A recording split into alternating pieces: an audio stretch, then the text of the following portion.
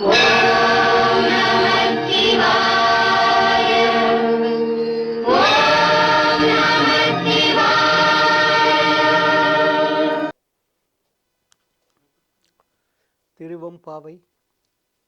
6வது பாடல். மானே, நீ நென்னலை நாளை வந்து உங்களை நானே எழுப்புவன் என்றாலும் நானாமே போன திசை பகராய் இன்னும்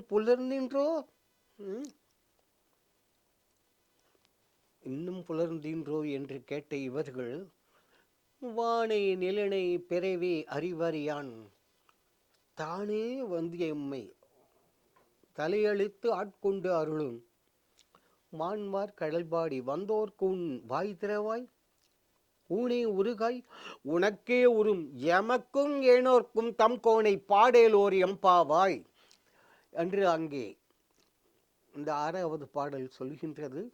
இந்த பெண்மணிகள் இதுதான் ஒருத்தருக்குள்ள ஒருத்தர் நேதிக்கு பேசிட்டு இருக்கிறது. நாளைக்கு இப்படி பண்ணிடலாம், நாளைக்கு இப்படி பண்ணிக்கலான்னு. நாம் 1000 தீர்மானங்கள் பேசுவோமே தவிர அதை கடைப்பிடிக்கின்றோமா என்றால் பதில் அடியன் சொல்ல வேண்டாம். அப்படிப்பட்ட ஒரு பெண்மணி நாளைக்கு முன்னாடி நீ வேணா பாரு, உங்க எல்லாரையும் நான் தான் முதல்ல எல்லாரையும் தூக்கத்துலேருந்து எழுப்ப போறேன் பார் அப்படின்னு சொன்ன பெண்மணி இன்னும் தூங்கிட்டு இருக்கா. அப்படிப்பட்ட வாய் வீரம் பேசிய பெண்ணை எழுப்புகின்றார்கள். மானே, நீ நென்னலை நேற்று என்ன சொன்ன, நாளை உங்களை நானே எழுப்புவன், நாளைக்கு காலங்காலத்தால் உங்களை எல்லாரையும் நான் எழுப்புறேன் பார் என்றாலும் நானாமே கொஞ்சம் கூட வெக்கப்படாம போன திசை பகராய் சொல்லிட்டு இன்னைக்கு போனிய எங்க சொன்னியா இல்லையா? இன்னும் புலர்ந்தின்றோ, இன்னும் அம்மா பொழுது விடியவில்லையா உனக்கு? வானை நிலனே பிறவே அறிவறியான். போன பாடலிலும் இதே போன்ற ஒரு சொற்றொடர் இடம்பெற்றது. இங்கும் அழுத்தமாக சொல்கின்றார். முதல்ல அங்க சொன்னது பூமியை சொல்லிட்டு அப்புறம் வானம் சொன்னார். இதுல வானே நிலனே பிறவே அறிவறியான் என்று ஆகாயத்தை சொல்லி அடுத்தது பூமியை சொல்கின்றார். காரணம், பூமிக்காவது ஓரளவு இல்லை ஓரளவு தான் அதான் சொல்லிட முடியும். இங்கிருந்து இந்த பூமியினுடைய பரப்பளவு இருக்கின்றதல்லவா, இந்த ஊர் இவ்வளவு, அந்த ஊர் இவ்வளவு, ஓரளவு ஒவ்வொரு ஊரையும் இந்த வேர்ல்டு மேப்போ என்னவோ அதை இது வச்சு ஓரளவு தூரம் சொல்ல முடியும். ஆனால் ஆகாயத்தை உலகத்தில் யாராலும் அளந்து அறிந்து அளவிட முடியாது. அதனால்தான் வானே நிலனே பிறவே அறிவறியான். ஆகாயத்தினுடைய அளவை எப்படி பூமியில் இருக்கக்கூடிய நம்மால் எந்த ஒரு விதத்திலும் அளந்து அறிந்து கொள்ள முடியாது. அதுபோல அந்த சிவபெருமானை நாம் அளந்து அறிவிட முடியுமா, அளவிட முடியுமா? வானே நிலனே பிறவே அறிவறியான் சாமே எம்மை தலை அழித்து ஆட்கொண்டு அருளும். சுவாமி தானே வரார் அங்க. இதை மாணிக்க வாசகருடைய சொந்த வரலாறுலேயே நடந்த நிகழ்ச்சி.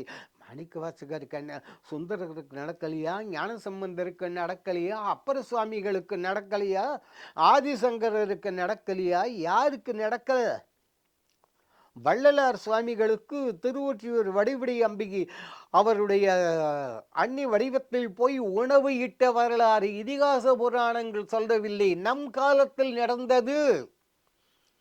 தெய்வம் மடித்தற்று தான் முந்திரும், தெய்வம் இப்படி வேட்டியை கீழ்ப்பாய்ச்சி கட்டிக்கிட்டு அது வேலை செய்யுது என்று வள்ளுவர் சொல்கின்றாரே. ஆகவே தயவு செய்து எந்த விதத்திலும் அது தெய்வ பக்தி, தெய்வ நம்பிக்கையை இழக்காதீர்கள். புரிகின்றதா? தானே எம்மை தலையளித்து ஆட்கொண்டு அருளும். இது கடவுள் மாமுனிவர் எழுதின திருவாத ஊரடிகள் புராணம், அப்புறம் திருப்பரந்துரை ஸ்தல புராணம், அதெல்லாம் விரிவாகவே சொல்கின்றன.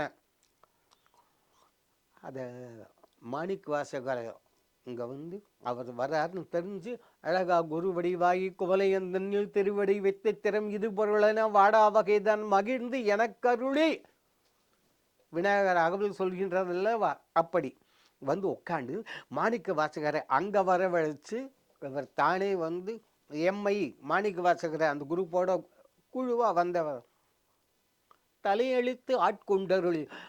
அவருக்கு தீட்சைகள் பல வகைப்படும். 2 வகையான தீட்சைகள். இன்னும் சொல்லப்போனால் இந்த 2க்கும் முன்னாடி 2 தீட்சை நடந்துடுத்தோம். ஒன்றும் மானச தீட்சை, அடுத்தது சக்ஷு தீட்சை கண்களால பார்வையால, அதுக்கு அடுத்தது ஹஸ்த தீட்சை நடந்துருத்தோம். அதுக்கு அடுத்தது திருவடி தீட்சை.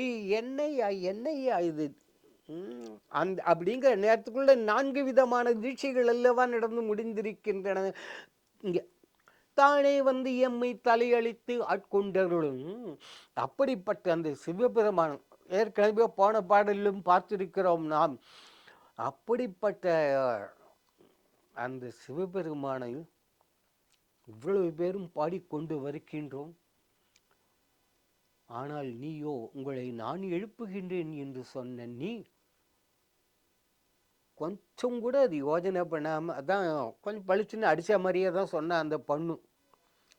நாளை வந்து உங்களை நானே எழுப்புவன் என்றலும் நானாமே போன திசை பகராய் இன்னும் புலர்ந்தின்றோ. கொஞ்சம் கூட வெக்கப்படாம சொல்லிட்டு வந்த எங்க போன மானை நிலனை பிறவே அறிவறியான் தானே வந்து எம்மை தலையழைத்து ஆட்கொண்டருளும் பாடி. அப்படிப்பட்ட அந்த சிவபெருமானை பாடிக்கொண்டிருக்கின்றோம். அம்மா ஊனே ஒரு இல்லை எனக்கு பாட தெரியாதுன்னு சொல்றியா? கவலையே இல்லை, நல்லதை கேட்கக்கூடிய சக்தியாவது வேண்டாமா?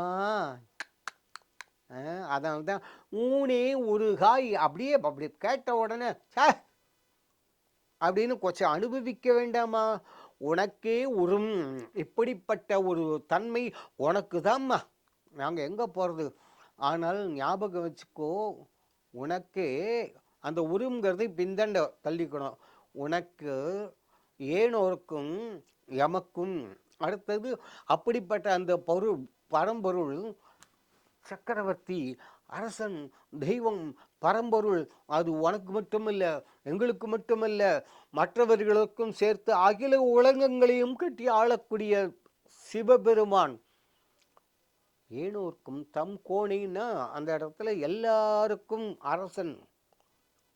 அவரை பாடு என்று சொல்லி எழுப்பி கொண்டு போகின்றார்கள். இந்த இடத்திலும் வாய் வீரம் பேசிய ஒரு ஜீவனை நல்ல விதமாக பக்குவமாக சொல்லி அவர்கள் எழுப்பு கொண்டு போகின்றார்கள். அடுத்தது நுணுக்க தகவல்கள்லாம் இந்த தீட்சை வகைகள் 4 விதமான தீட்சைகளை பார்த்தோம். சக்ஷு தீட்சை, மானச தீட்சை, ஹஸ்த தீட்சை, பாத தீட்சை என்று சொல்லி பார்த்தோம். அப்படிப்பட்ட அந்த பரம்பொருள் நம் எல்லோருக்கும் எல்லா விதமான மங்களங்களையும் அருளும்படி வேண்டுவோம். இவ்வளவுதானா இன்னும் இருக்கா அப்படின்னாக்க அடுத்த பாடல் இதையேதான் தொடர்ந்து போகின்றது. அன்னே இவையும் சிலவோ என்று சொல்லும் பாடல், அதை நாளை நாம் தரிசிக்கலாம்.